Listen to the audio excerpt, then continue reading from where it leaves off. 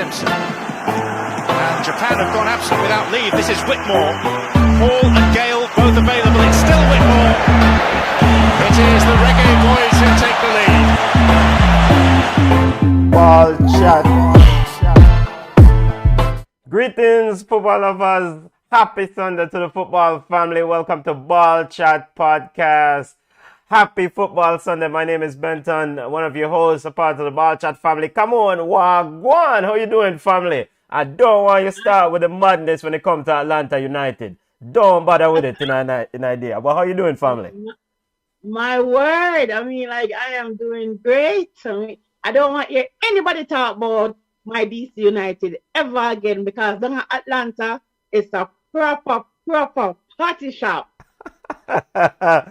Party shop indeed. Football family, Atlanta United. Breaking news. Of course, Atlanta United plays in the MLS. Breaking news, Atlanta United have relieved Mr. Gabriel Heinze of his head coaching duty, head coaching responsibilities. And we'll get to that in a second. We'll discuss that in a second. And we also discuss Gold Cup action. Fascinating game last night with Honduras and Panama. We'll discuss the Reggaeboyz, recap of the Reggaeboyz week of play, and get ready for Costa Rica as the Reggaeboyz look to try to dominate or win Group C. If you're watching us on Flow Sports YouTube page, if you watch our Ballchat YouTube page, Ballchat Facebook page, or Periscope, or Twitter, or Twitch, anyone, you can join the show. It's a live and interactive show. Come on, but let's get to the news. Let's not waste any time. Gabriel Heinze. Big bad Gabriel Heinze, formerly of Manchester United, of course, a family of Argentinian fame, joined Atlanta United's coaching staff in December, took to him the head coaching duties. He went 2-4-7 in this role. I can't remember the last time they won a game. I think it was April 7th. Your thoughts? Was this really a sharp move for you? You think this is too early? Listen. He is not getting along with the star player from Atlanta. It's the same foolishness we saw in Toronto. You know, when the coach not getting along with the star player. Josie, he was training away from the team, training by himself.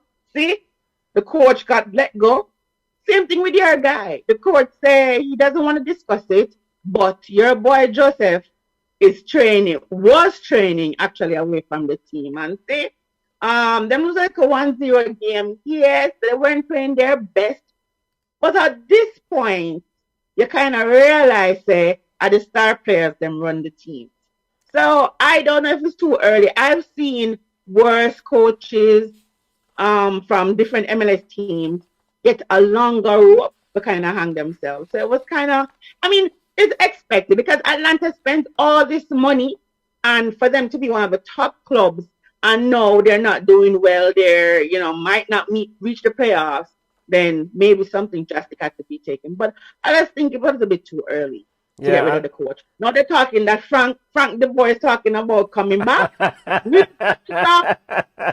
and that's always the issue. Football family, you're joining Ballchat Podcast. We're talking about this breaking news as Gabriel Heinze, former head coach of Atlanta United, was relieved from his duties. He took the post in December of last year. The head president of football operation, Darren Eales, says, quote, "This was certainly not a decision we wanted to make at this point in our season, but it was the right one for the club. Gabby is a talented coach and is undeniably passionate about his craft and the sport of soccer." Imagine you call football soccer. We are grateful to him for his service and wish him all the best. Like I said, he went 2-4-7. Defensively, the team, we watched them yesterday against New England Revolution. Defensively, the team was out to lunch. The last victory was April 27th. There is a clash or some sort of disagreement between him and Joseph Martinez, the so-called king of this team. I have, as a fan of Atlanta United, and I reside here in the A, I am a fan of Joseph Martinez, but I'm also not cool with a player being put on this sort of pedestal as what has been done here with Joseph Martinez. He's pretty much given the red carpet treatment here in Atlanta. They label him as king. And I always have this notion we want to build a team, not a one-man thing. Apparently, there was a disagreement between him and get coach Gabriel Heinze. Heinze was adamant about leaving him out of the yesterday's starting lineup. And so Heinze is the one who get the door. You can't pick a fight with the so-called king. And essentially, he ended up being the man looking out. Julian Gressel tweeted, of course, Julian Gressel, formerly of Atlanta United, he was part of that Atlanta United team, but he's now with your DC United. He tweeted an image of Joseph Martinez with the trophies and with the crown. Your thoughts on that image? I mean, Julian Gressel, you're gone at DC United. Stay out of Atlanta United business, brother. Come on. Hey, him have time for the hands now, because this year run like a well-oiled machine. So him have time for the hands. But I think it was in poor taste. You know, I don't know what they're trying to say, that a team is only as good as this one player. Is that what they're saying? If the coach have a problem with star players, are you going to say that the coach must suck salt through wooden spoon for fear of losing their jobs?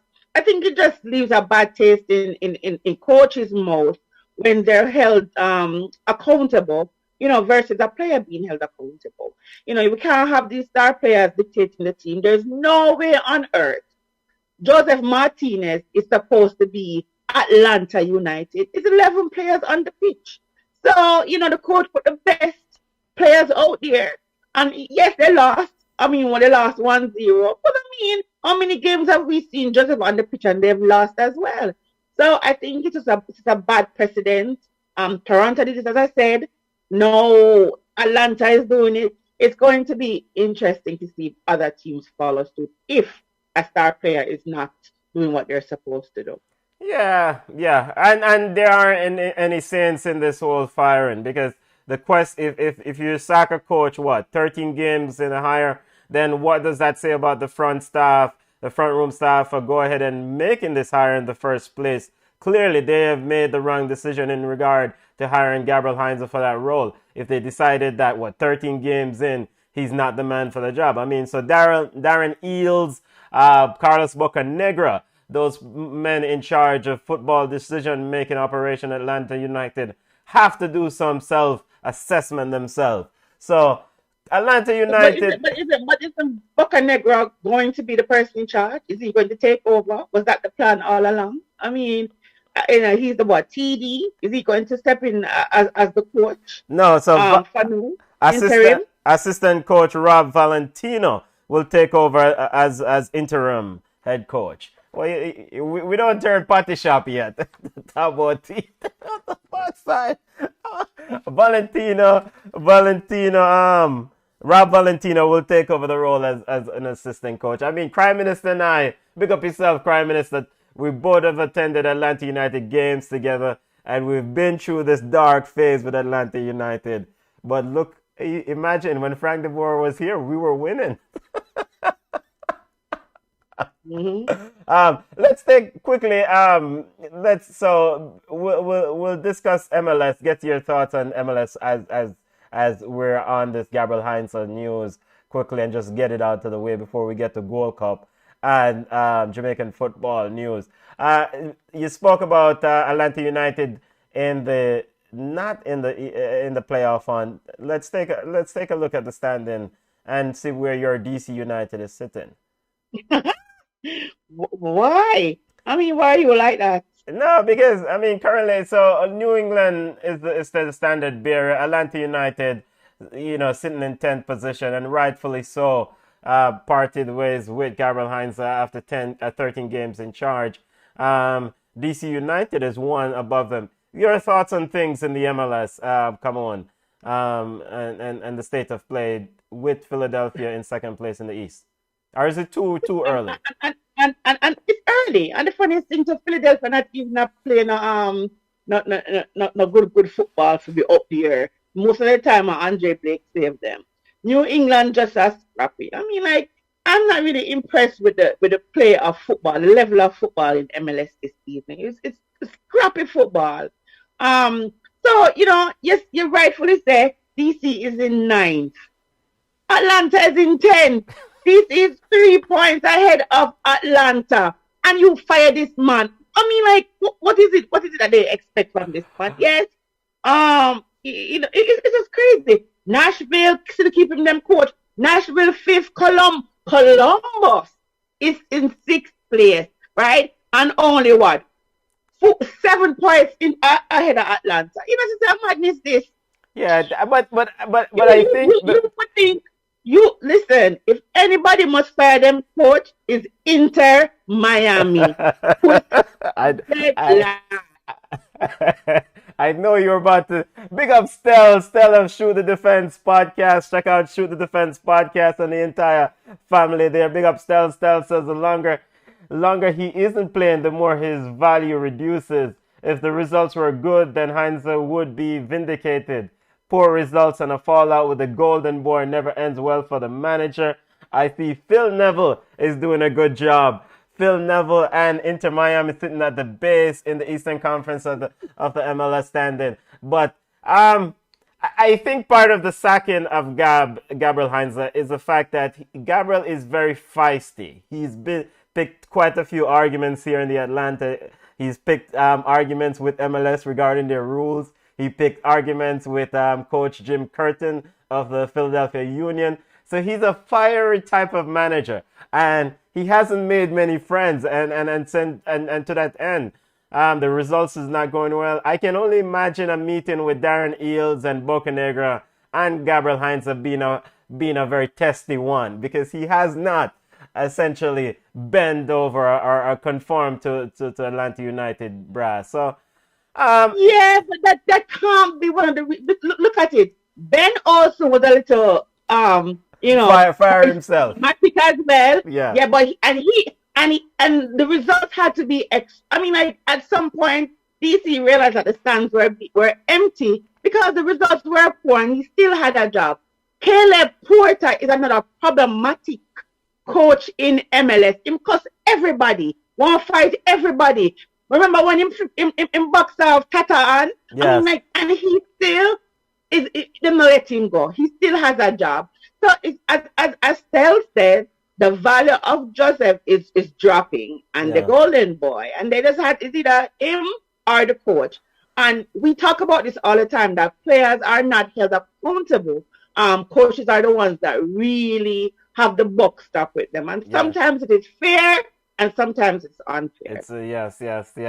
And Stella said also, but they knew what Heinze was all before they brought him in. Yeah, I mean, they knew what he was getting. They knew he was at Vélez Sarsfield in Argentina, and there was a lot of fanfare about bringing Gabriel, but why? Atlanta United kind of dark. And so, breaking news, Atlanta United has parted way with their manager after 13 games. We'll see what happened. Assistant manager Rob Valentino will take over in the interim role. Let's take quickly, as we continue our MLS recap, before we get to Gold Cup, since we're on MLS, discussing MLS in our own news in our own backyard. Over in the Western Conference, things is just early days yet. I mean, Minnesota, it seems, can't really get it together pretty much with all. Beat Seattle today. I think it was the 9th try by Minnesota to beat Seattle, and they got it done today with a late goal in the 81st minute. So they had a 1-0 victory today. So I mean, it's not too bad. They're not far off the pace. Seattle has 29 points, Sporting 26. And FC Dallas is the one that people need to talk about. They're investing heavily in their youth. They're transferring players out. They're having the money, but they're last in the standings. So don't worry about Minnesota. They're in playoffs. They're up top because it's the top 7 goes to playoffs. Yeah. They're in 6th. And today when I saw them play, they didn't look bad. They weren't poor. So I think they'll be okay. Yeah, big up to Justin Master, Jamaican's own Justin Master, playing for Minnesota. Justin has not played in a long time. Yeah. Justin has been an unused sub for at least 4 games. Okay, so he's not getting many minutes on the park. No, he's not getting any minutes. Yeah. Like I think 4 or 5 games sub on the bench, 0 minutes. So okay. Yeah. Wait, well, go on. All right. It seems like United States already scored against Canada. Let's 1-0. All right. So any more? In the 20th second. And what kind of foolishness does Canada come forward with right now? Before we No, get that's to okay. That's okay. We need to win our group and we need to grab Canada and beat them like a drum. that's a fast start. What, a minute in, the United States is taking a 1-0 lead against Canada. We'll get to Gold Cup action here in a second. United States 1-0. Who's the goal scorer? More. Moore with the goal scorer. Eligible for Trinidad, shot Moore. Okay. Wendell Moore's son. Yes, so Mr. Moore with the goal for Canada, for US, as US takes a 1-0 lead. We'll get to Gold Cup action right now. So come on, let's just pivot quickly to Gold Cup action. Just to remind football fans, Gabriel Heinze is out as a head manager in Atlanta. Before we pivot to Gold Cup action, anything you want to say about MLS before we pivot away from it? No, the quality just not there this season. So, it is what it is. My side are going good. Hopefully, the coach can get his cup in his first season with DC. Okay, you go easy, come on. And big up to Coach Losada, who's also in his first season at DC United, and he's an Argentinian. I think he's the youngest coach in MLS. Yeah, let's see He's playing the young kids. He's playing the kids.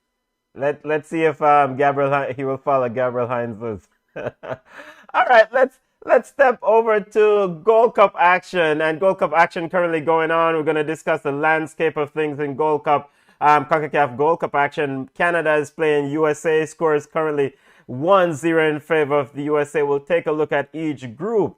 Come on, this is a shock start here with this 1-0 lead by USA over Canada. I mean, of course, Canada is without their golden boy Alphonso Davis, but this is surprising. It's not really surprising. It's really not surprising. USA started with a powerful squad. To me, DK and Zardes, they're fast, they're strong, they're physical, they're goal scorers. So it's an attacking minded lineup from them. For Canada, I mean, like, even with Alphonso Davis, kind of like all the people them have is like Tejan Buchanan, who they're trying to push really hard, and he's okay. And the Kyle Lauren, who sometimes he misses, sometimes he scores. So I expected a competitive game. The 1-0 scoreline, it's early, but I'm not surprised. But it's early. It's early time, man. You have what? 80 minutes left. Come on, Benton. 87 minutes leaving of the game. Enough game leave. Yeah, early warm. Let's take a look at Group B since we're talking about the Canada and the US matchup. Let's take a look at the landscape of things in Group E heading into today's game. Of course, Haiti and Martinique are holding up round our back. It's all about USA and Canada. Canada has a slight advantage just by the mere fact they've scored one more goal. So the US needs a victory here to kind of take the lead to top the group. Nope. USA goal difference is 7 to Canada 5. Yeah, because so USA is leading So with the 9 points. Yeah, with the current standing now going in, right? Going in with today's results as it stands currently, USA. Okay, go Canada. Who's all right? Wait, so Canada has started up? No, it's still 0. So as it currently stands, USA is leading the group with the 1-0 lead. Let's take. I'm manifesting it. You're manifesting it. We'll discuss why Group B is important in terms of Jamaica's run in a second. Let's take a look at Group A as we will update football fans on this USA versus Canada game. What's the score of the Martinique versus Haiti game? Is that 0-0? 0-0. Okay. Still 0-0. Yeah, I guess no. And your thoughts on any thoughts on those two teams? Any big takeaway for that? Why are we watching? Why are we concerned about Haiti and Martin? They're going home. Yeah, but Well, they are part of the whole Caribbean culture. We all always want our Caribbean teams to continue. At least me, I would always like our Caribbean teams to continue to build and get better because the more of us do better, the better it is for the Caribbean football. That's my position. that. Like Greg is saying that USA and Canada, they're the top teams in CONCACAF. I'm a laugh because I'm like, not Canada, yeah, Canada, they're resurging. And I'm like, sir, what are we, chop liver? What is Mexico? And that is Greg, I think Greg Berhalter. MCM1. Okay. MCM1. Yeah. Terrible. Head coach of the U.S. All right, let's take a look at Group A and get your thoughts on Group A with your so-called big team, Mexico. All right, so Mexico, your big team is not sitting at the helm. They'll play El Salvador tonight.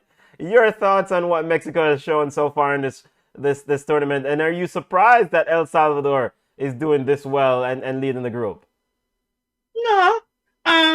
El Salvador. I'm just surprised that even though Guatemala was a late addition and they're playing their U23 players, I was just surprised that they get them little tushy beat up like that. Yeah. But El Salvador play, and they've always done this. It's not like it's new. It's just that they're falling off in recent years where they play the same way like Panama and Honduras. They play the same kind of football, fast-paced, a little bit technical when they have weaker opponents. So I expect Mexico to beat them tonight. It's going to be a very physical game, fast-paced game, time-wasting game, foul-filled game. But I think El Salvador is okay. They're going to be maybe second in the second in the group. That's my prediction. Let me ask you. I know this is a controversial issue around CONCACAF and this P word, and the fans chant. I'm sorry, 1-0 Haiti. Oh, well, Haiti's leading 1-0 in Group B matchup against Martinique.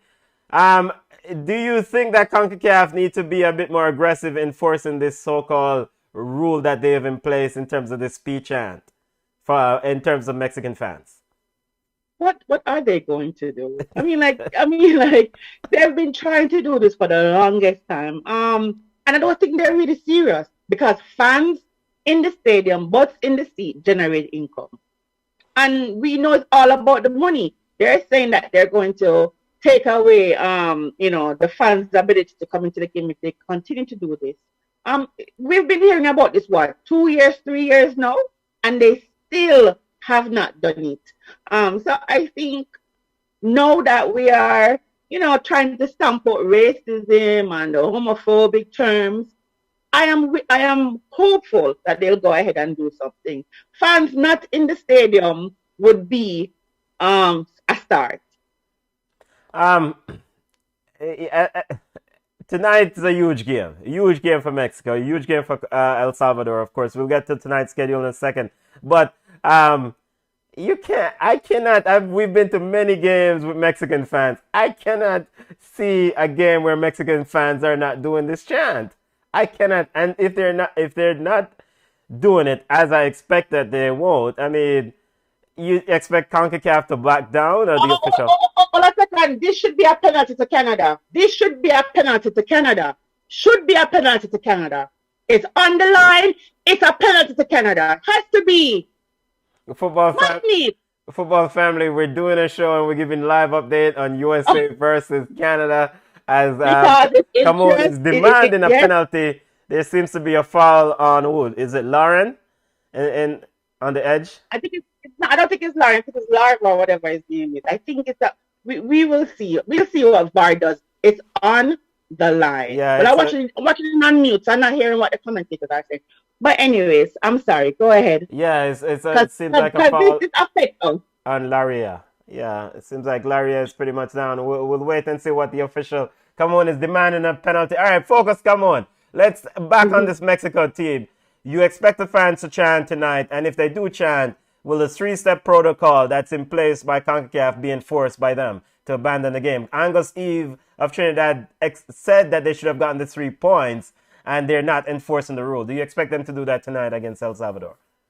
I don't. I don't. I think they'll stop it one time, go as far as 2, but I think 3 times and the whole rule and stop the game, abandon the game, I think it will just throw the entire tournament in disarray. It's not going to be too much. So I think it's not going to happen.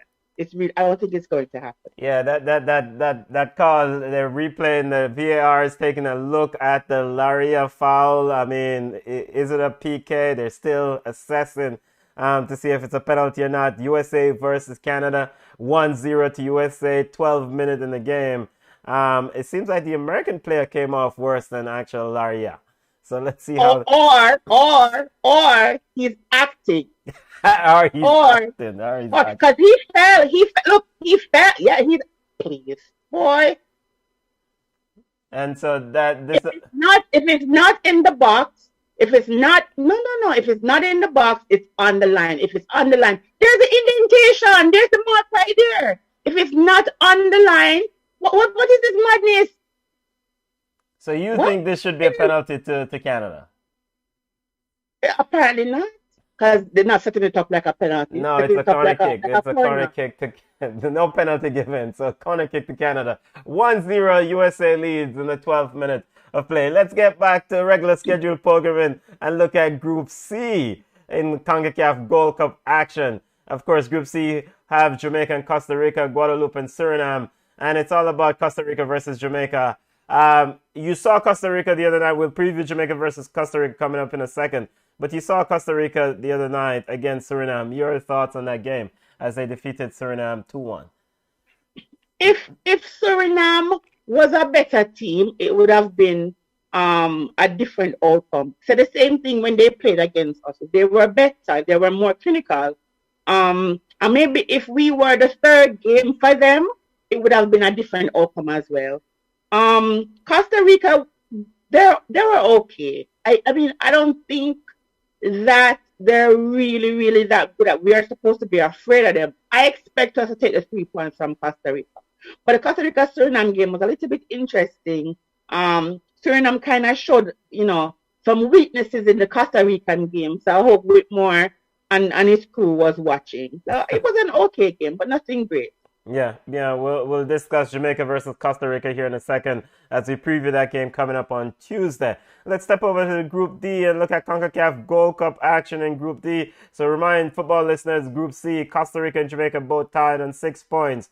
Costa Rica has a slight advantage in the goal difference department because of scoring one more goal than Jamaica. So let's step over to Group D, and this is really where Group D has been quite interesting. Honduras, Qatar, Panama. Honduras sitting on 6 points, Qatar 4 points, Panama sitting on 1 point, and of course Grenada is the beating stick on nothing. Come on, we saw Qatar defeated Grenada yesterday. We saw an excellent game, in my opinion, last night with Honduras and Panama. Your thoughts on the lay of land of things in Group D? It was the best game of the tournament.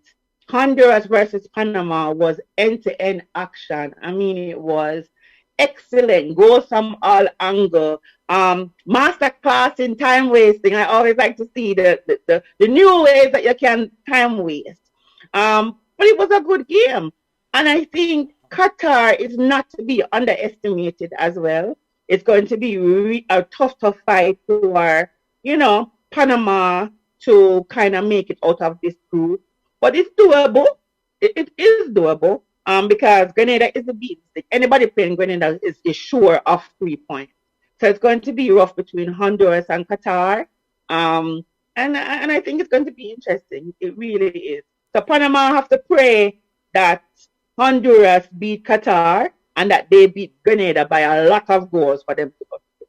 And so, as I said, Group D is kind of like the group to be. Yeah, it's a very tricky group. Before we get back into Panama,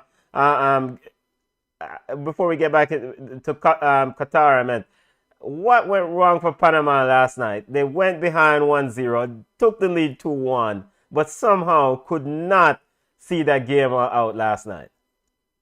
I don't think it's what went wrong for Panama. It's what went right for Honduras. Oh, really? That final goal, that pass, that takedown. I mean, like, it was sublime. It was a sublime ball to his feet. Take it down like a magnet attached to it, and he just, put it home for Honduras. So it's not that Panama did not try. They tried. They came close to getting an equalizer on a couple of occasions, but it's not what Panama did wrong. I think it's what Honduras did right. Okay. And talk about Honduras. We were impressed with their style of play. The speed, they started out so fast. And we were saying that you cannot maintain this level of intensity. I mean, they press high up the field, recover the ball. Of course, Kyoto was lethal for this team. Your thoughts? Are you surprised by this I'm not surprised. excellent-looking Honduran team? I'm not surprised. Honduras, El Salvador play the same way. Fast, attacking football. Most of the time when people beat Honduras and El Salvador, it's on the counter because they're pressing so high, so them leave, a little bit to be desired in the defensive half of the game. But it was crazy. And remember, I was joking to say, a trouble now because people change them shirt and watch them face. Yeah, so everybody come back all fresh and everything, and it was a different ball game. I think when they knew that they had Panama on the ropes, I think they just decided to go all in. I was really surprised that they continued that high intensity football for 90 plus minutes. It was crazy. Yeah, Honduras looking very impressive. Coach Koto and Honduras, they look very, very impressive. So, Group D again. Panama need a result against Grenada, and they also need Honduras to beat Qatar. Are you at all impressed with Qatar, aka Africa United? Absolutely. I mean, yesterday, I was talking to a friend and I said, like, Barcelona-esque. They were like passing the ball. Don't diss Barcelona. Hey, you're lucky somebody that said good something about Barcelona. I mean, they control the ball well, Benton. The passing was excellent. The one-touch passing was great from Qatar. It was pretty football at times. They just looked a little bit, kind of out of it. Probably closer to the end of the game. But they actually played good football. So it's going to be... Come on, it was against Grenada. It was against Grenada. Yeah, but even when they played Panama, it was a sweepy draw. It was still good football. And Tapa always talk about that the Jamaica team will grow in the tournament. We're seeing it with other teams as well going into the tournament. And I think Qatar, they played good enough football to advance. It's going to be interesting because the style of play is different. Qatar is more lazy on the football, willing to make the football work, like pass it around, versus Honduras, they're fast-paced, attacking. So it's going to be a struggle for them. I think maybe they just need to adjust their style up because you have, probably one good, absolutely good midfielder for Qatar, and I don't know how he's going to feel being pressed and pressured by Honduras. Well, the Nofir brother Afifi, right? All I know fear man them pan the people in pitch a baller. Yeah, I mean let's take a look at today's schedule for the Gold Cup, the games that are on tap for today, and also the path to the final before we get to Jamaica's group and discuss what's coming down for Jamaica. So the lay of the land, the path to the final. Group D winners will play Group A. Runners up. So of course the Qatar Honduras group will play the runners up in the Mexico El Salvador group. So of course you want to avoid that. And the big thing for Jamaica in Group C is that the winner of Group C will play the runners-up in Group B, which is the group with USA and Canada. So that is kind of the tricky thing for Jamaica. So your thoughts on the path to the final and the potential matchup in the round of 16? We just don't want USA. We laugh and we say USA bring them C squad, but remember me tell you, growing into the tournament, they have grown into the tournament. I'm watching them play against Canada, and it's a different USA from the first game that we saw, even the second game that we saw. Yeah. So it is interesting that they have grown and Canada just look okay. So Jamaica would like to meet Canada in the next round. And so with that with that position, come on, it's imperative for Jamaica to win the group, right? Win the group. Win the group. Yeah, win the group. So just to remind football family, and the quarterfinal matchup potentially group A winners will play Group D runner-up. Group D winners will play Group A runner-up, and Group B winners will play Group C runner-up, and Group C winners will play Group B runner-up. So that's the landscape of things. You could see a potential matchup between Mexico and Panama or Qatar in the next round. Come on. Providing that Mexico wins that group. Hey, I don't even know, that is interesting. Ever since Trinidad held Mexico to a 1-1 draw, we know it's not 1-1, a 0-0 draw. We know anything is possible. When Mexico come out firing in the second game, and you're like, I wouldn't want to be the team that meets them in the quarterfinals when they're going to be ruthless. As I said, Qatar plays lazy, passing football. I don't know. And tomorrow playing tomorrow, whenever them play El Salvador. Tuesday. Not El Salvador, Honduras. Yeah. It's going to be telling. It's going to show us how, because Honduras plays the same kind of football as Mexico, attacking, fast pace and whatever. So it's going to be interesting to see how they adjust.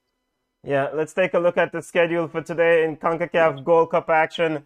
We have currently going on USA versus Canada's current score, USA leading 1-0. Martinique versus Haiti, and Haiti is still leading 1-0 in that game. Right, come on. And then later on, Mexico versus El Salvador at 10 p.m. and Guatemala versus Trinidad and Tobago also at 10 p.m. Did Trinidad restore a bit of pride in this tournament as they go home from this tournament without a victory? If they go home without a victory, I mean, of course they have Guatemala tonight. Have they restored a bit of pride after the debacle of the World Cup qualifiers? This is a debacle too. I mean, like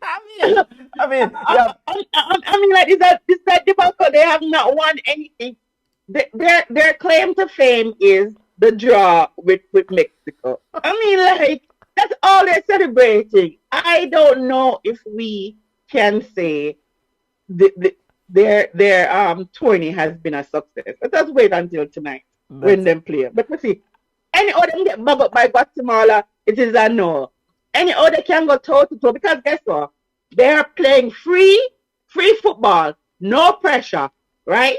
So it depends on how they play tonight. I just see them play some free football before we talk about football. And football family, big up to the family in Trinidad. I will go out and say, as Junior always mentioned, we're the #1 rated show in Trinidad. I will say this, football show in Trinidad. I will say Angus Eve has restored a bit of pride to the Soca Warriors team. I thought they showed a lot more in these two games rather than what we saw in the World Cup qualifiers against St. Kitts and the likes, and Ghana. So let's take a look at Tuesday's upcoming schedule for Gold Cup matches. And of course, Suriname versus Guadeloupe, 7 p.m. This is Group C matches, but the big game in Group C is Costa Rica versus Jamaica. We'll preview that in a second. Ballchat will do a watch along for that game on Tuesday. And of course, the big game in Group D, Honduras versus Qatar, that's at 9 p.m. Prediction for this Honduras versus Qatar game. Come on, before we get to Jamaica. Oh, hold on, before we say that, Junior is saying that fans are already banned from the Jamaica-Mexico World Cup qualification at the Azteca. Oh, really? Yeah, I have to double check that because I was reading something about them trying to push off the ban on the female team. So that's what Junior is saying. Fans are already banned from. Okay. You know what? Let's get you a quick comment. GGTH says hi, IKA Hibs fan, and big up yourself, family. We have a Hibs fan watching us there.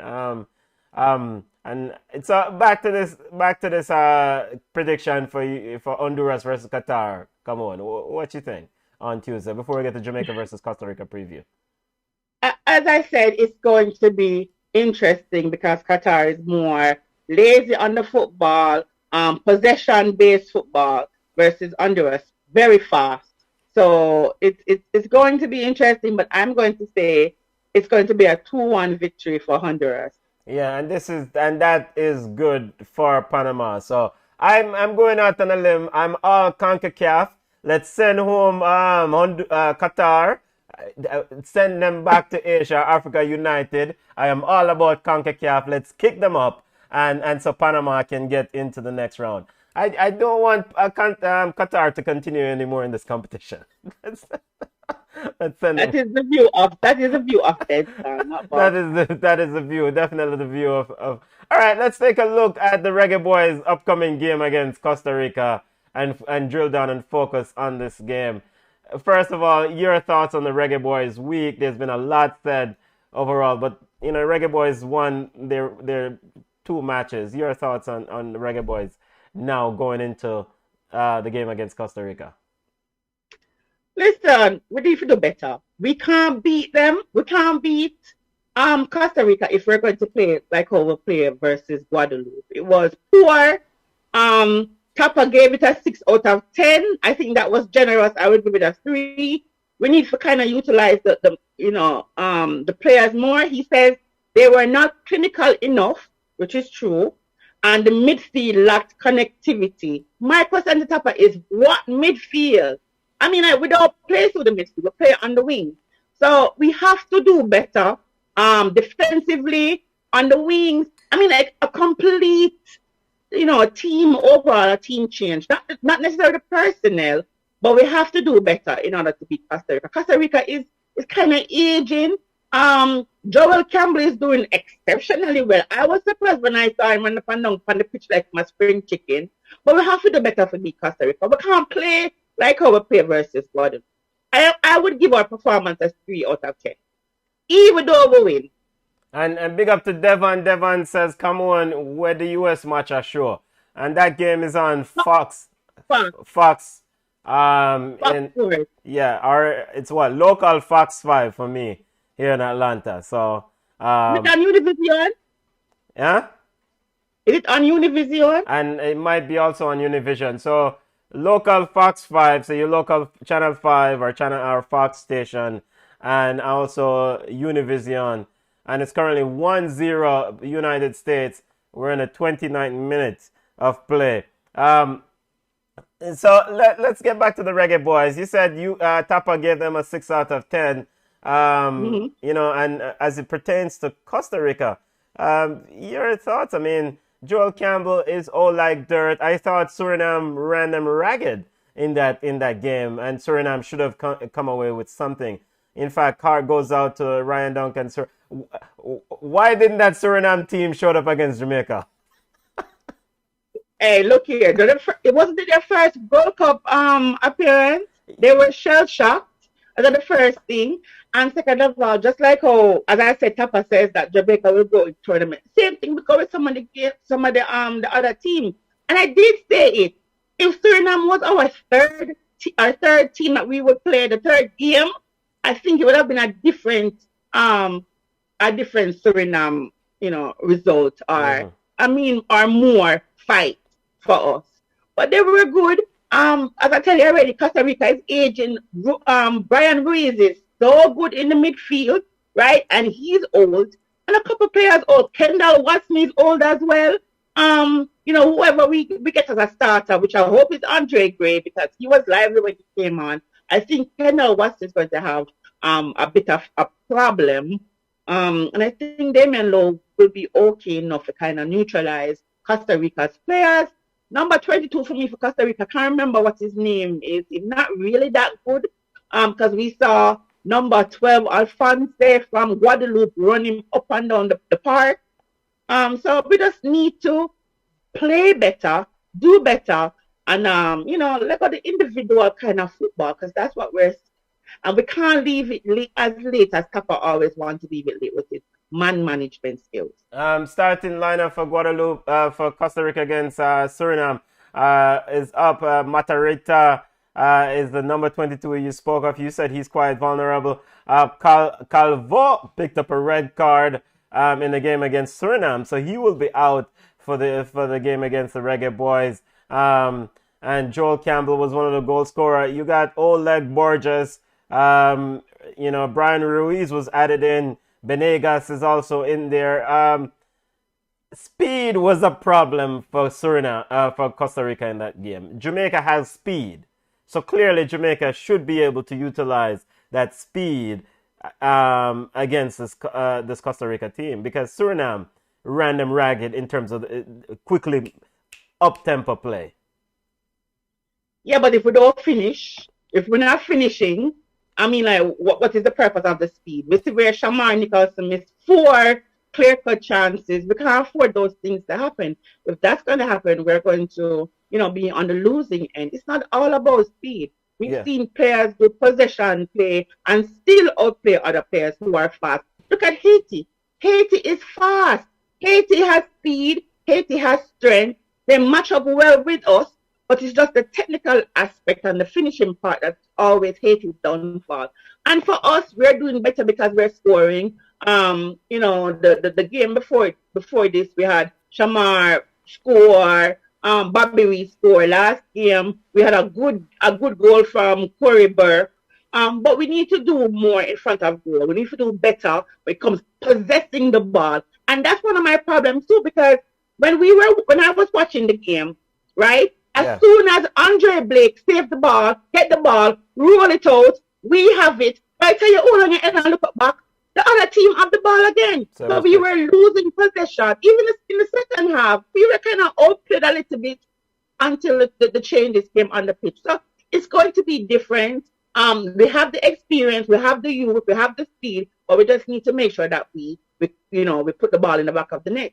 Goals win games. Goals win games. The Reggaeboyz starting 11 against Guadeloupe. Tapa went 4-4-2. Would you stick with the same starting 11? How would you modify? Daniel Johnson and Michael Hector was double pivot. There are those who believe that was too defensive an approach. Would you go 4-3-3? How would you change things, if any, for this team? And of course, assuming that all players are available for this game health-wise. If we're not utilizing the midfield, we'll put 5 runner back, use the wings, and put it up top. If that's what we're going to do, because it don't make sense we have the players them in the midfield and no ball now goes through it to them.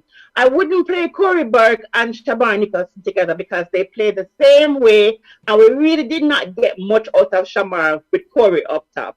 I don't mind a 4-4-2, but we have to possess the ball better. We have to go to the midfield better. And I don't think Shamar and Corey really work well up top. Top of my whatever. But as long as you don't have a one striker, I am good. Because I always complain about the one striker football. We don't have the manpower, the ball feeding, magician for the striker to get the ball. So I don't mind a 4-4-2, but we have to do better in holding the ball, because after a while, the formation dissolves from a 4-4-2 to a puddle. When ice cream melts, that's what we're forming. Like everybody, I could see Tapa on the keep on telling, he was keep on a ball, tell people say, hold your position, hold your space. And I was like, you must tell them big money. They don't know their position. He kept saying, stay here, go here, go here.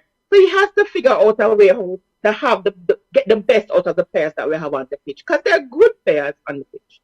Discussing the Reggaeboyz versus Costa Rica game Tuesday Ballchat watch along again on Tuesday. We'll have at 7 p.m. Eastern Standard Time. Come on, would you start Junior Fleming and would you start Kamar Taxi Lawrence for this game on Tuesday against Costa Rica? I would. But who would you start them? Well, of course, Kamar Taxi Lawrence for Amari Bell. And in terms of Junior Fleming, I mean, Blair Torgat come hold a seat. I would. Yeah, and would you? I would. And then for all the people who are saying that Junior is a super sub, that's not even true. I've seen Junior give the same effort over 90 plus minutes. So, you know, when he comes on the pitch, he's a live wire. I mean, I'm sorry, it's like Junior is paying for a contract because he's up and down the park, he's doing his defensive role, he's doing his attacking, he's passing the ball laid off. He's constantly running at defenders, and that's what we want. And that's what we saw with the game, you know, when he came on and he scored the winning goal. That's what we need. And maybe Tapa needs to set the pace early, like banging some goals versus Costa Rica, and then make the chips fall where it may. But we have to start fast and strong and score quickly and early on Costa Rica. Still 1-0, U.S. leading Canada. 1-0. We're in the 37th minute CONCACAF Gold Cup action. The winner of this group, Group B, will play the runners-up in the Jamaica-Costa Rica group. So in midfield, would you go back to Jamaica and potential starting lineup or tweaks that you would make or we would make? But I don't know, we're armchair coach. Would you go with Devon Speedy Williams? I mean, Devon Speedy Williams came on and provide a bit of energy in that midfield. Or would you continue with Hector and Daniel Johnson in that double pivot role? Listen, I'm probably one of the persons who thought Hector didn't do poorly in the last game. I wouldn't keep Hector. I would put Speedy on because as much as I like Hector, he's slow, and sometimes I think don't catch up with his movements at the same time. So I think for a minute he probably thinks what he needs to do. Versus Speedy, he's shorter, so his gravity lower, spin on a dime, and he's a little bit quicker. So I would definitely use Speedy and then see, you know, him after do something because the Hector thing now works. Daniel Johnson is a good footballer. I don't understand why people are saying that he's not doing well. He played for the 90 minutes, and I was not stressed by when he got the ball, when he needed to retrieve the ball. So I think he'll be okay, but I think I would put Speedy in there with him. Big up to Rayon Williams Sports TV. We have a good team, just not tactically managed. Rayon also says we will play Canada in the next round, I believe. Well, that is what some of the fans want. They don't want to play USA yet. Big up Devon. Devon says, Samoans used to say, you got to treat the ball like your girlfriend. Keep it as long as possible. And Devon also says Flemings really should start. So you would go with Speedy Williams in midfield. You would go with Target on the bench and start Junior Flemings. And you would go with Taxi. Those are the changes that you would make if you were given it. And I would. I mean, I know. All right. Everybody can have a bad game, but I just think that Shamar has a powerful shot, right? I would not start Shamar this game. I mean, in 2 games, Shamar has probably missed 6 clear, easy chances, so he should actually be on 7 goals. I would not start him. I would start Gray. Gray is older, so maybe he can't do the complete 90 plus minutes.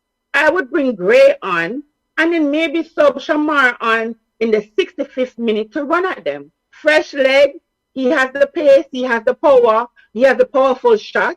Because outside of Junior Fleming's goal, all of our goals came from outside the box.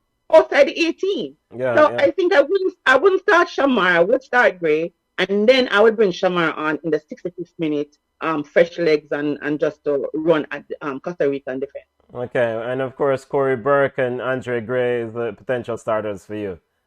Up top. Yes. All right. All right. Keys for the game for you. Come on, and let's put a bow on this. Reggaeboyz versus Costa Rica.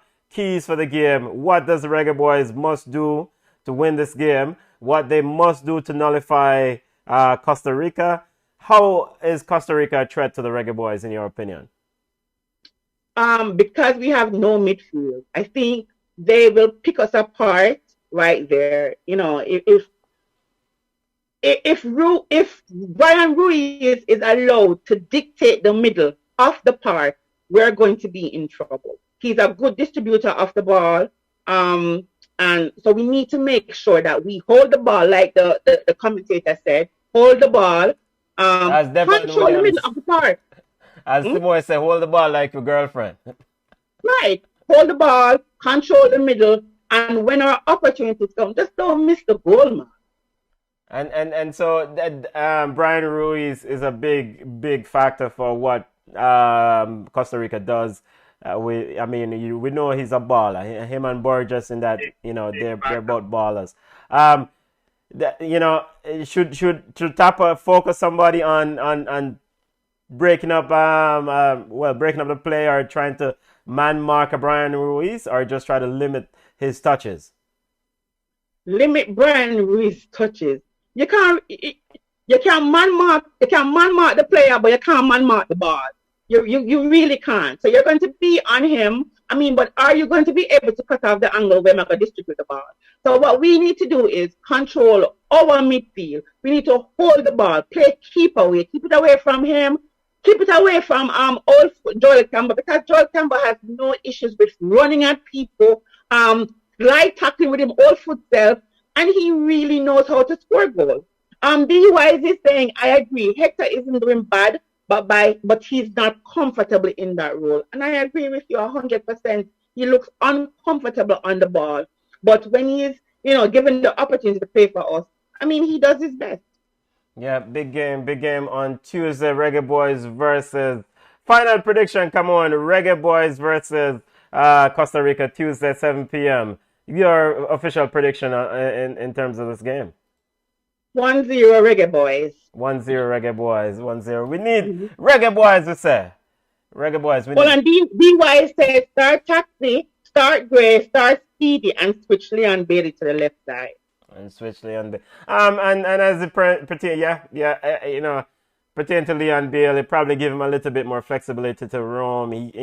Sometimes if it's not working on the right, switch side with the other player on the left, and just move around a bit. Give them different options. But 7 p.m. on Tuesday, Reggaeboyz versus Costa Rica. Ballchat, watch along live. Current score 1-0. United States leading Canada still in the first half as United States look to win Group B. Mexico versus El Salvador later on in Group A, top of the table clash. Come on, let's get ready to go to Yard Ballers and discuss some Jamaican football news as it pertains to Jamaican football.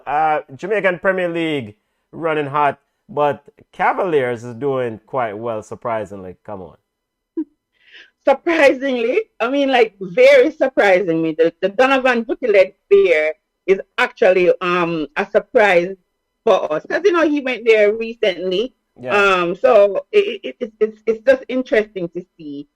The quality of football, it has fallen off. I was enjoying the Premier League, no side tackle, no red card, no foolishness, and it's just like it just gone to hell. So everybody, red card, some crazy, ridiculous slide tackling, some foolishness. So I don't know what, none of the pitch get bad or something, but the play is not as good.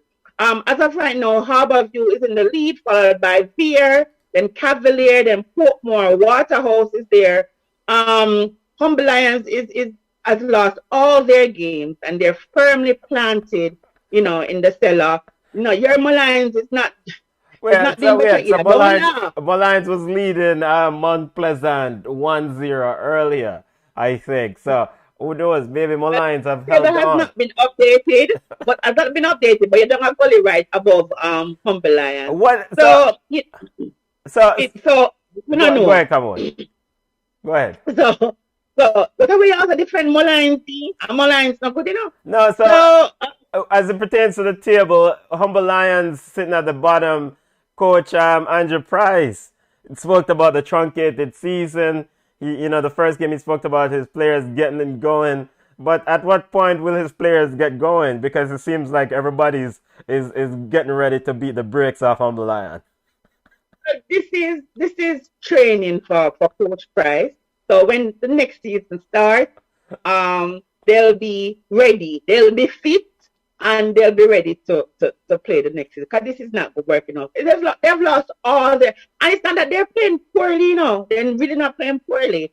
They were unfortunate today to get a red card. Let's talk about a red card. They were 10 men versus Veer, even though they came and they lost 3-1. So it Coach Price and Humble Lions will be ready for next season. I don't understand the firing of Tigat. Listen, for me, like Tigat, when them call me the third time, me don't go back. First is disrespect, and the second time is utter and complete disrespect, Coach Tigat. Don't go back here. It's not your place. Don't go back. So they fired him, which is so stupid because it's a short season. Nobody can get promoted. Nobody can get relegated.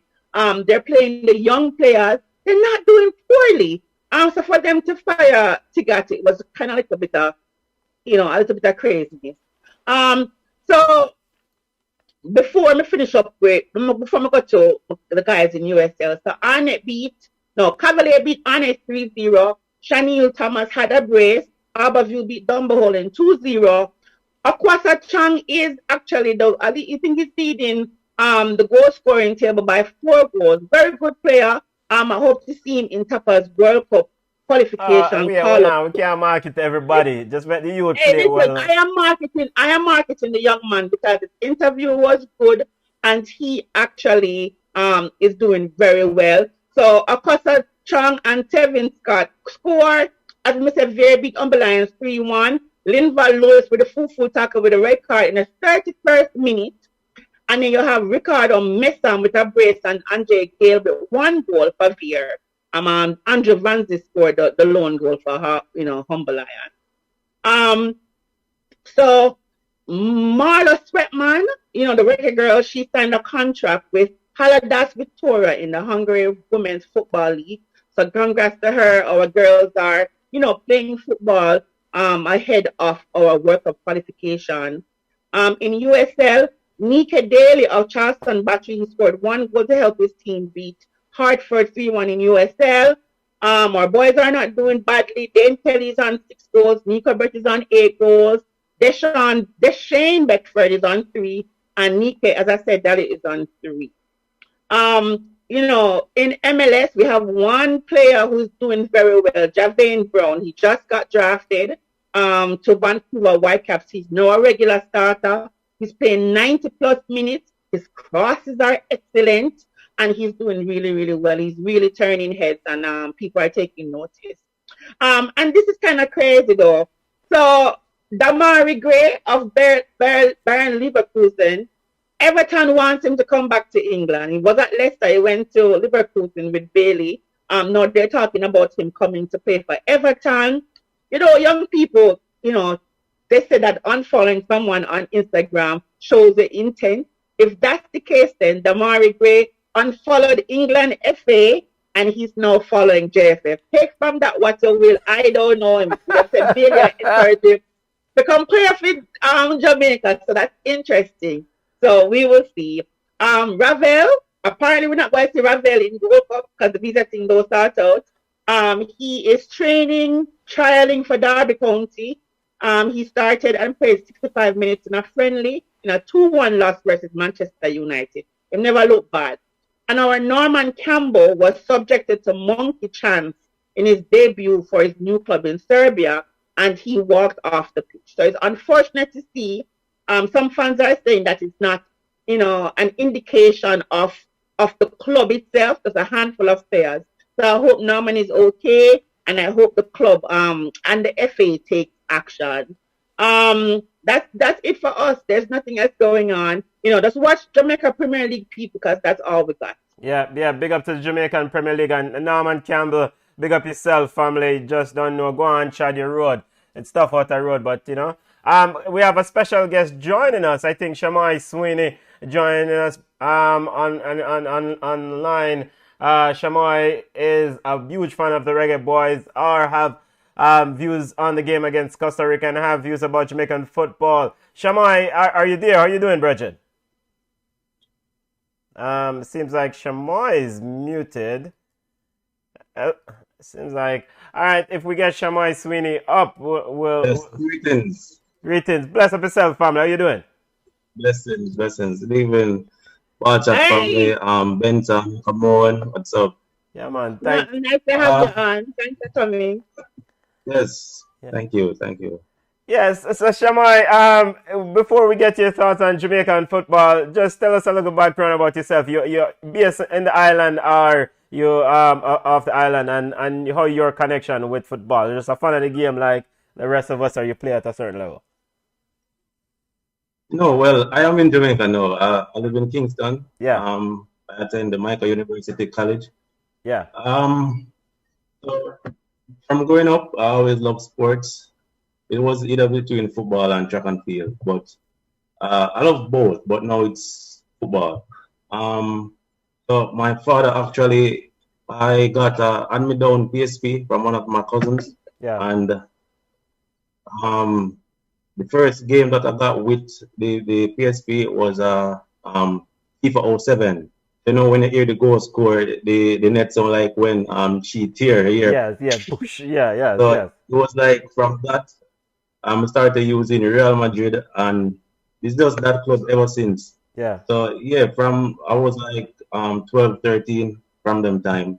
So it's Real Madrid club, and internationally it's France, like no other team. yeah. Yes. But yeah, I like how the Jamaica. Jamaicans playing though. Repeat that, come on. On to Jamaica, you say international, it's France. When No, you go to Jamaica, I'm just coming to it. I'm oh, just coming to it. I like how they are playing. I just think the biggest issue is the consistency with the starting 11. That's why them all over the place. Them don't have a chemistry. Like we have 22 members like permanently.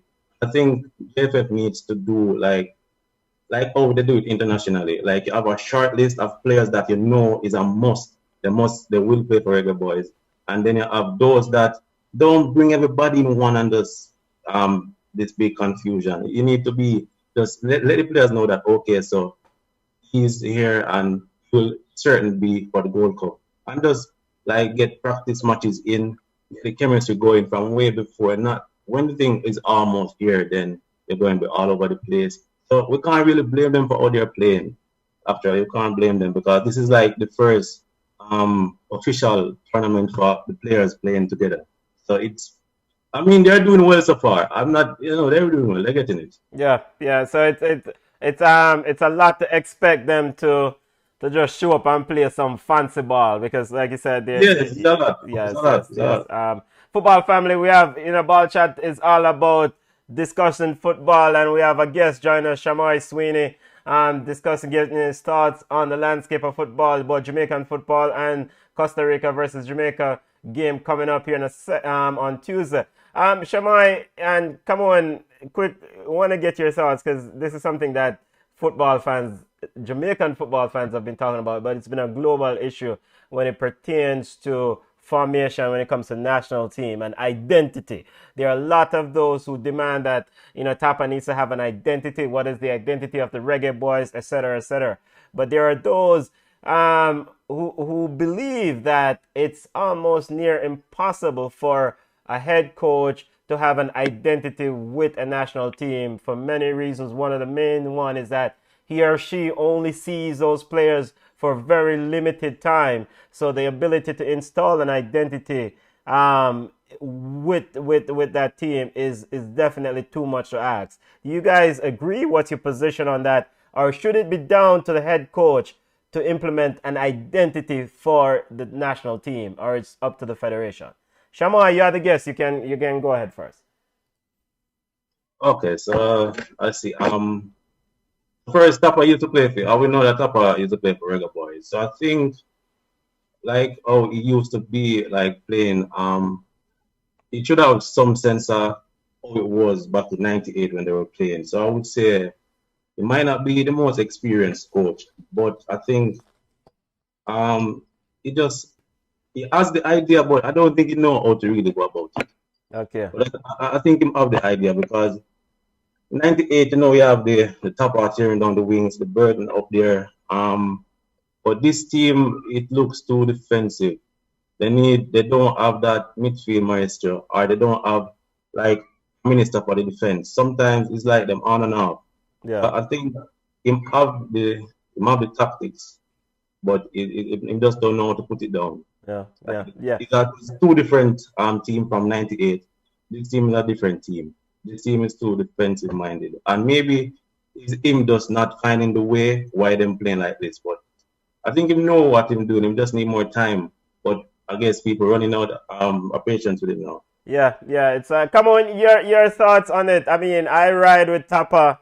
Let me well, not ride, but I fully support Tapa because at the end of the day, he's been a servant to the Reggaeboyz and he's getting results. I mean, Tapa has what, 54 victories, one shy of Rene Simoes 55, and Rene Simoes is definitely treated like a god in some circles in Jamaica. So, come on, your thoughts on the identity question. I mean, is it the responsibility of a head coach like a Tapa to implement the identity, or that is something that's left to the federation?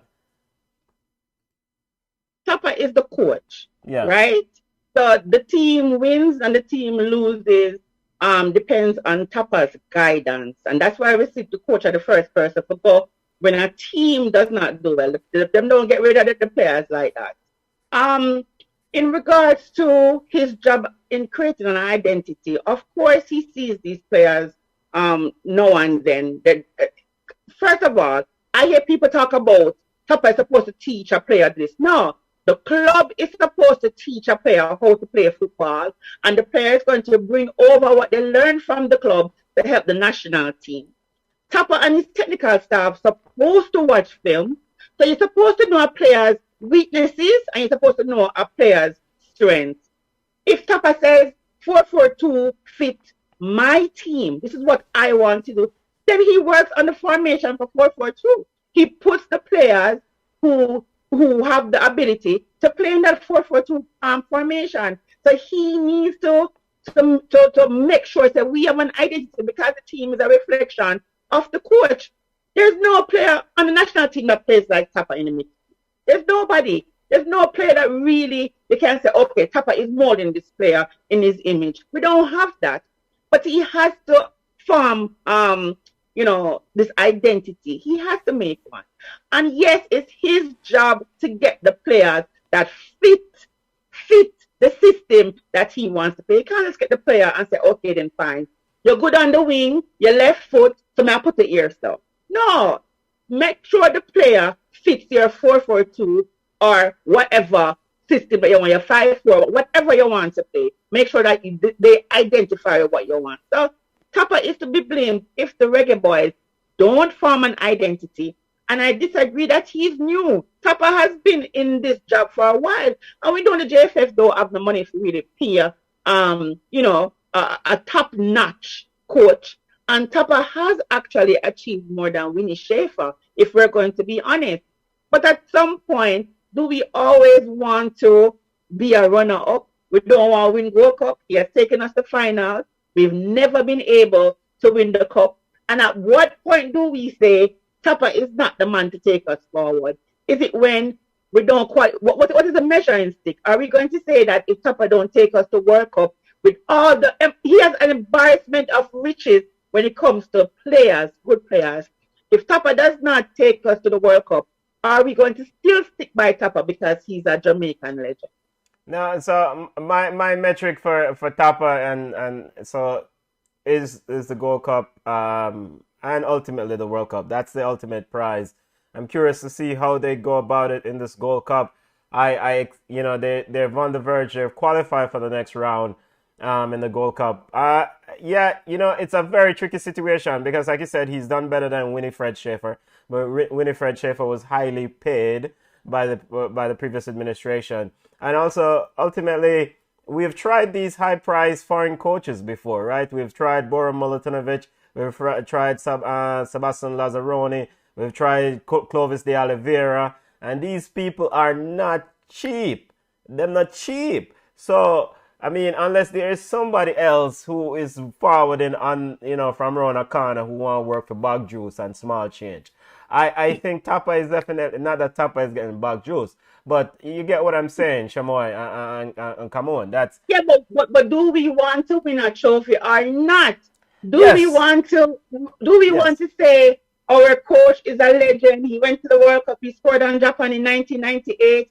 Our coach has done better than these high-paid coaches.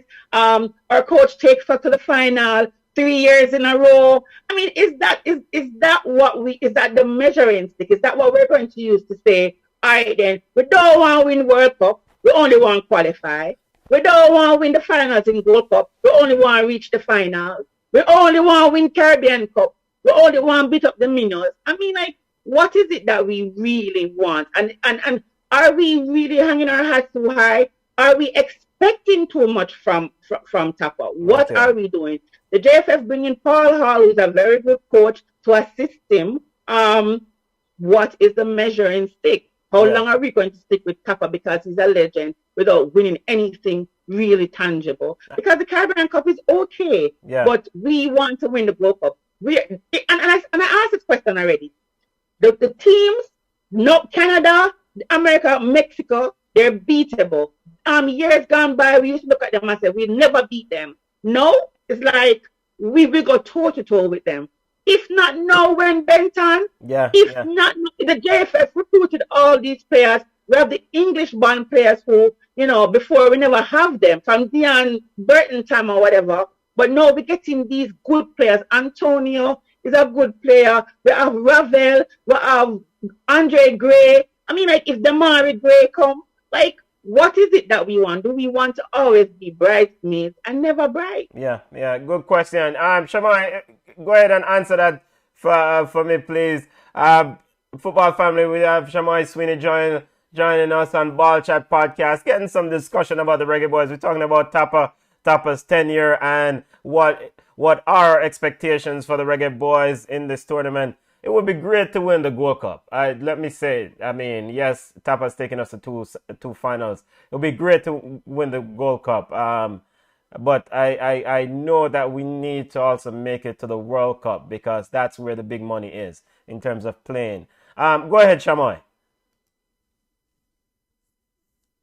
Seems like we may have lost. Yes, I do agree. I think we are more than capable to make the World Cup every 4 years. Not just, and we can also be the top team in the Caribbean because we have so much talent here. And we just can't seem to, when they go overseas, to get back, like players who are putting in the numbers and get decent formation that, as I said previously, the identity of the Reggaeboyz. We don't have an identity at the moment. But when Tapa can get it together and get all the talented players, because I even think like players who play Manning Cup and Dakar Cup can even make a good Reggaeboyz team. The talent is here, but I guess, well, obviously JFF don't invest enough in football. So when we don't have the support system, well, the end product will always be weak. Yeah. So that's a very good point. So the JFF again, the big point. If the infrastructure and the support is not there, come on. To the point that bridesmaid never a bride. As fans, should we expect to be a bride? I mean, the teams that win Gold Cup usually they have the infrastructure and things in place. Yeah, I mean, I agree to an extent. Yes, the Jamaica don't invest in young players. We should have like a funnel, right? We're supposed to have like U13, U15, U17, U20s, U20s, because those age groups have tournaments, they have competitions. So we should be competing at all those levels, right? It makes no sense for us also to have the top tier football league in Jamaica, and we can't consistently funnel players from that to the national team program. It just seems like a waste, right? But then JFF is going out there and they're recruiting the people who don't want to play for another country and bringing them in and giving Tapa the job of trying to make all those egos, all them players that who already learned them bad habits somewhere else to come, and he will have to make them gel and make them work. So JFF really need to start doing better in investing in our players, in all the youth players at all levels, so that we can sustain the national program. I mean, look at Panama. They're not really doing crazy good in this World Cup. But look at Panama. I can tell you there's a couple of players on the Panama's national team that played U17. And if you look at their stats and whatever, you see where they play U17, U20, U23, and they transition to the national team. That's something that we need to do. And I guess that way now we will basically have an identity, and Tapa will actually have a say, because he'll go and watch them play. He'll have a say as to what players fit his program and what he wants to do, versus getting all these players who already learn them habits of club and then come back here and try to jail. So it's an issue for Tapa as well. And yes, the people who run our football association should do better. They have to invest in not only a building and the football field, they have to invest in the players as well. Yeah. All right, football family, let's try to get Shamoy's thoughts on the game against Costa Rica coming up. We already heard Kamon's thoughts on it. Before we get to that, let's get through some quick comments. DY says Tapa is doing well. The identity is though because there are players going in and out of the squad very frequently. The one constant that I think we should be taking advantage of is speed. He also says we have speed, but we never seem to use it to our advantage. Look at Japan. We beat them in 1998 World Cup. They progress and we are in the same place or worse. Very good point. Fritz says, first, the Jamaican football system needs to support true talent. Many good footballers being to clubs out here and never get opportunity because of biases. I remember one year I went to a team that was just going back to the Premier League, and every day the coach would speak about my talent, but when the selection came around, I never got selected. As an example. So Fritz giving his own experience. And Mark, big up yourself, family. Mark joined us on Flow Sports.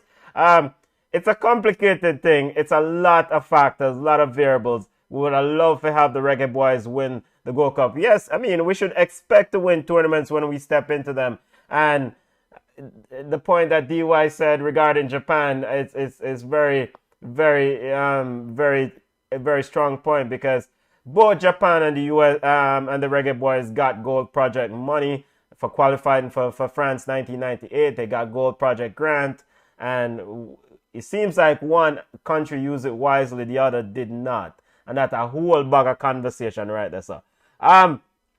Any comments or any thoughts on that comment from DYs? No thoughts. Come on, our Shamoy. All right, Shamoy, let's get your thoughts on the Costa Rica versus Jamaica game. Your thoughts and your prediction for this game coming up on Tuesday. What does Jamaica need to do to nullify Costa Rica's threat? Seems like Shamoy's audio is acting up there. Football family. Let's see if we've lost Shamoy. Seems we've lost him. Let's letting him back in. You don't know, with internet stuff is pretty interesting. The score is still 1-0 in terms of the US. US leading Canada 1-0. We're in the 51st minute. Winner of the US Canada group will play the runners-up in the Jamaica-Costa Rica group. So the notion is that Jamaica wants to avoid USA in the next round, in the round of 16. Shamoy, are you back with us? Let's see. He's not back. So Malines 2 and Mount Pleasant 2. Malines 2 and Mount Pleasant. Wait, so Malines could even just... Malines couldn't even take the point. Come on, as we wait for Shamoy to come in and let him wrap up. Let him get his final thoughts on the Costa Rica game as we wrap up the show. Any final takeaway for this game on Tuesday? How big it is for us to just probably beat Costa Rica and send a statement for World Cup qualifiers when we know we will see them. Yeah, and I just think people are saying that we shouldn't be afraid to play the USA and play teams, but that's okay. If we can try to eat at the bit side, we can beat them up. And I think watching Canada play, Canada is that eat at the bit side, and I would rather meet Canada. So everybody I dive for the pitch. I would rather play Canada, easy kind of game, and get through to the quarterfinals than have to go through rugged, not quarterfinals, the semis, and then gone away hard. So I think we have to win versus Costa Rica, and we can win versus Costa Rica. We match up with them real well. As I said, speed. It's just that we need to hold the ball more. We have to, be a little bit better when it comes to possession. We can't just. To me, it was like hot patty. Like when you get the patty thing and it's hot and you drop it. So we get the ball. It's like we definitely have to keep it. Nobody want to keep it. Nobody want to caress the ball. So we have to kind of change it a little bit. And just, Mark says anybody Jamaica plays in the next round, we will beat. Shamai is joining us again. Shamai, as we wrap up the show, want to get your thoughts on the game against Costa Rica and your official prediction. I think the Reggaeboyz will win because they want to finish atop the group. But also, it don't really matter, the stronger they come, the harder they fall. So if we get a USA, I think they're right now. Maybe it's the best thing for us, but I think they will win. But if we get beaten in the midfield, then it's over. But I think they will win 1-0. Okay, so Jamaica will win 1-0 on. Jamaica will win 1-0. Stop the group on Tuesday. Ballchat watch along this Tuesday. Wherever you're watching us now, we'll have a watch along again. And hopefully we'll celebrate the Reggaeboyz victory against Costa Rica. Before we go, I noticed you posted a message about Chong of Harborview in the Jamaican Premier League. You're watching him play. Are you, as Camon spoke about him earlier, what is your impression of his play? And the Jamaican Premier League on a whole, Shamai?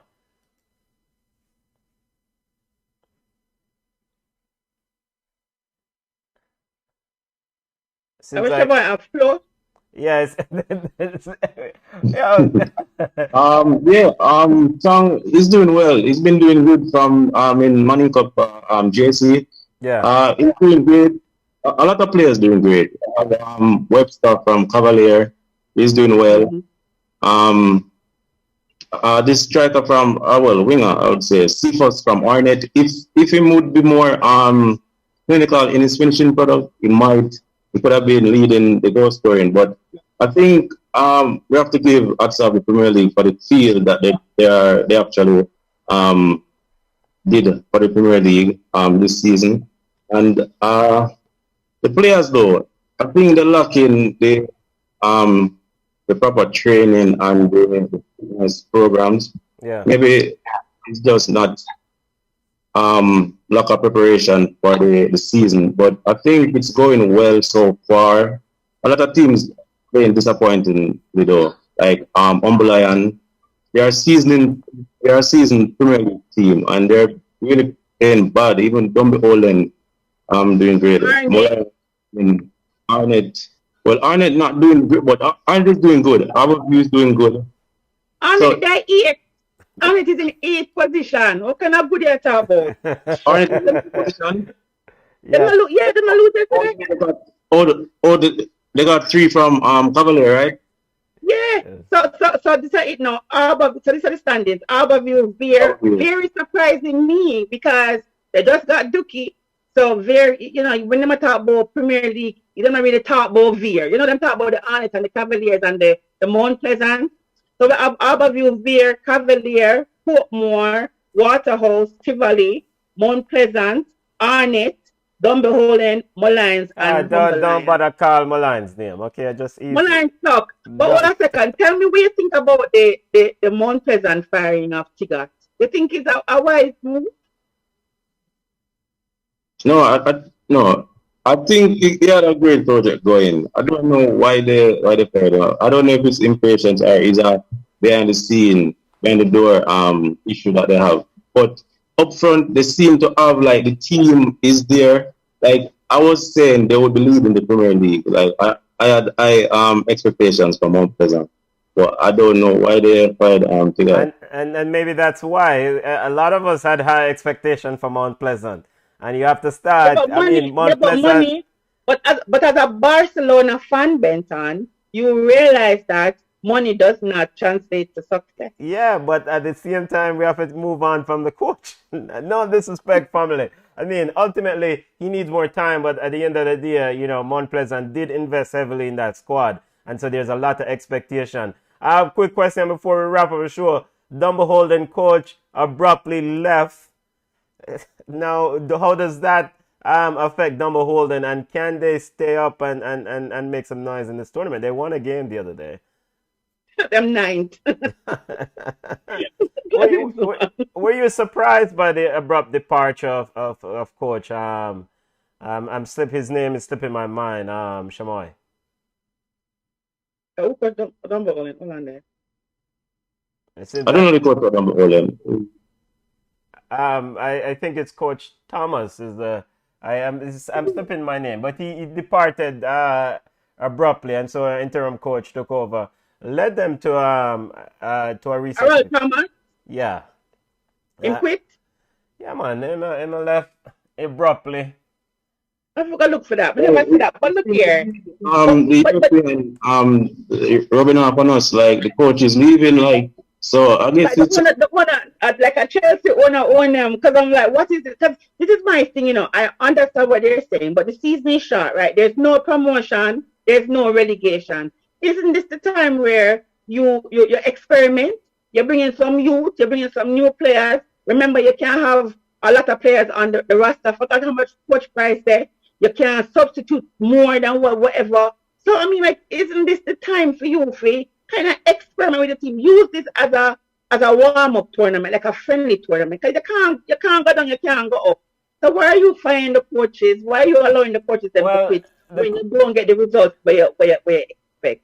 It don't make no sense to me. This is not Chelsea. I mean, go ahead, Shamoy. Let me see if I can find that information. adding to what Common said. I mean, and Jamaica, to be honest, Jamaica don't have a bag of coaches sitting down waiting to get up there. A man can just get up off the corner and say, you know what, give me a run out of the team. Give me a run out of the team and thing. And them act like them have the money to recruit.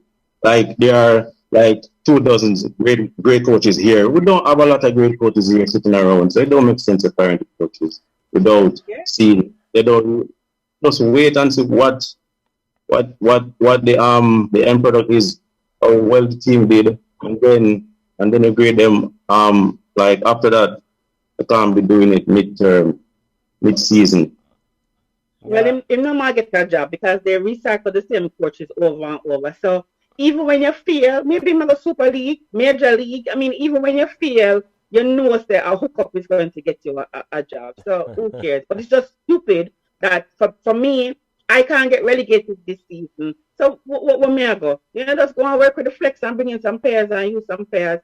Then that's ridiculous. But yeah, so Teagat is out at Mount Pleasant. You know, saw a report that Dumbo Holden's coach abruptly left, and so that was prior to the last game. We'll go ahead and confirm that. Football family, let's wrap up. Shamo, I really appreciate. So, which of these Premier League teams do you support, if any? Because I'm aligned, some always saying. Well, all right. So, as I said previously, my father started my passion for the sport.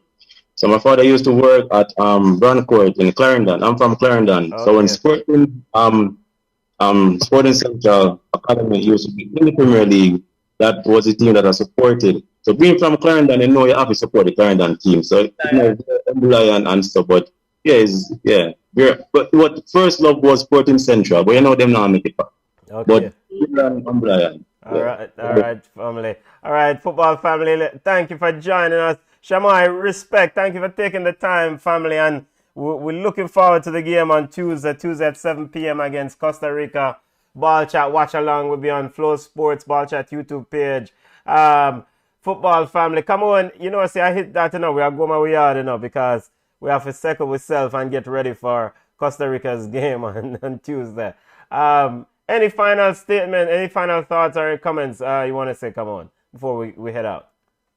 As I said, thanks for coming on, Shamoy. We look forward to seeing you again. You're part of the Ballchat family now, so feel free to drop by. We always like to hear from fans, but also like to hear from football supporters, because all of we love the same game. We just need to win. That's all I say. We have a destiny in our hands. As I said, them two teams here, soft soap, but we want the softer soap, We want the one where you rub out the soap and a little piece left in the soap dish, and you have to stick two of them together to make one. Canada we want. So that's what we need to do. We need to just do what we're supposed to do, win the group, and get little idiot side so we can advance. Yeah, United States currently U.S. leading Canada 1-0, 62nd minute of play. Winner of this group will play the second place team in the Jamaica's group. Jamaica's group winners will play the runner-up in Group B also. All right, football family, and of course later on tonight, you have Big Bad Mexico versus El Salvador. Tata Martino trying to figure out his tactics as El Salvador is leading that group in Group A. Football family, thank you for joining us. We know you have a lot of choices on Sundays for football discussion. Thank you for joining us. Shamai Sweeney, big up yourself, family. Thanks for coming on. I'm Junior, big up yourself. And the Ballchat family. It's a pleasure being here with you this evening. Looking forward to the podcast next week, the other week. I'm going to always be tuning in. Yeah, man. And we love your Jamaican football discussion. We love the thoughts and the comments you have on, because you're seeing these players week in and week out. So you don't know. We're going to have to wait a reason if you want to join in. As Camon says, anytime, we always want fans come in and give their thoughts, All right. Football family, we're on Instagram at Ballchat Podcast. We're on Twitter at Ballchat1. We're on Facebook at Ballchat. You can email us at ballchatpodcast@gmail.com. Yo, we're gonna roll now, family. Bless up. Bless up.